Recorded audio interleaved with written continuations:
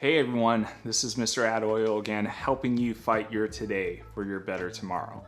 And thank you if you guys are following in on this video series of why I switched from software sales to software development.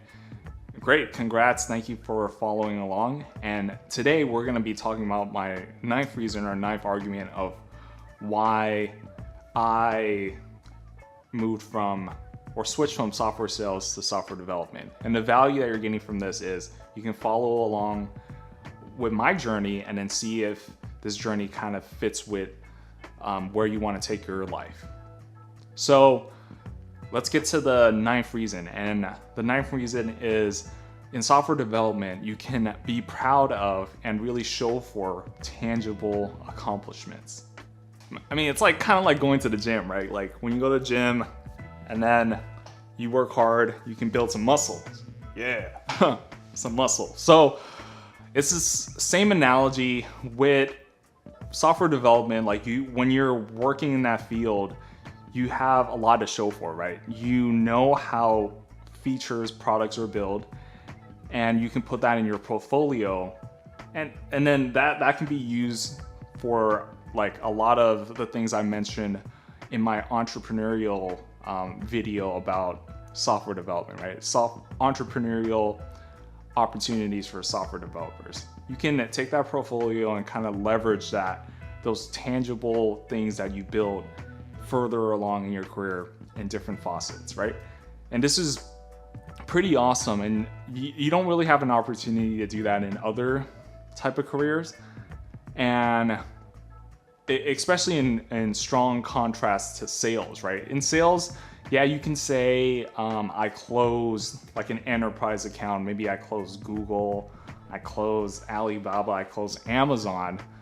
Yeah, it's true for that, like that moment where they signed the contract and then the deal went through. But then in the public eye, like they don't go like, the company doesn't announce that MrAddOil closed Amazon for company A or whatever, or your company, the company that you're working for.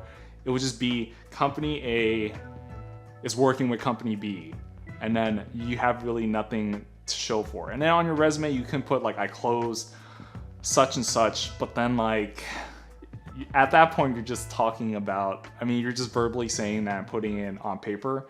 And when you interview, you have to kind of like talk about that process, but you don't really have anything to show for, right?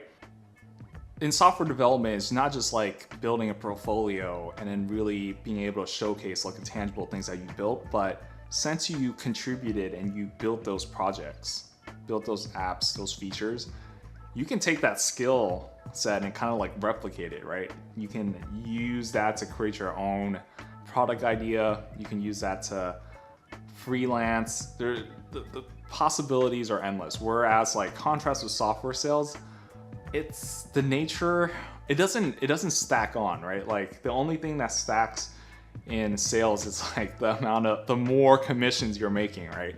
But what doesn't stack and follow you is the companies, the names. I mean, you can put that on your LinkedIn, your resume, that you close A, B, and C company and their enterprise companies. But once you make that sale, like it doesn't really follow you anywhere else. Like every sale looks different.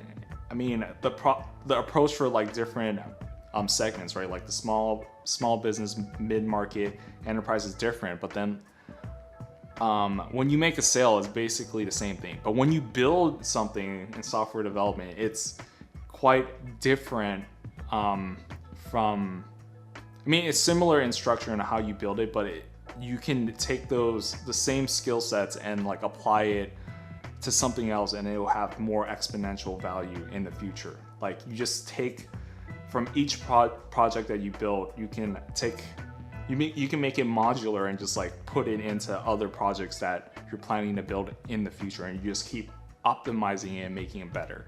Whereas in sales, like I mentioned in the other videos in this series, like it's like an ocean where you might find something in the ocean, but then like a wave hits you and then you dropped it and you lost it. Whereas in software development, like you can keep building that, building a showcase collection of the projects that you build, the apps that you build, the products that you build for the future.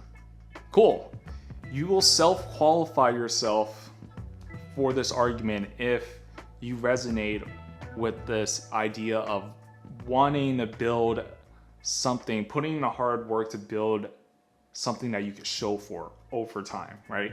If you're the type of person who takes great accomplishment in building something and documenting it somehow, maybe like in a blog, written work, video, or even in code, right? Where you actually build and deploy an actual product. If you take pride and you really want to like look back in your career and be like, wow, I built all that, or I helped contribute to build that, and then that led to some sort of social impact, some sort of contribution to society, right?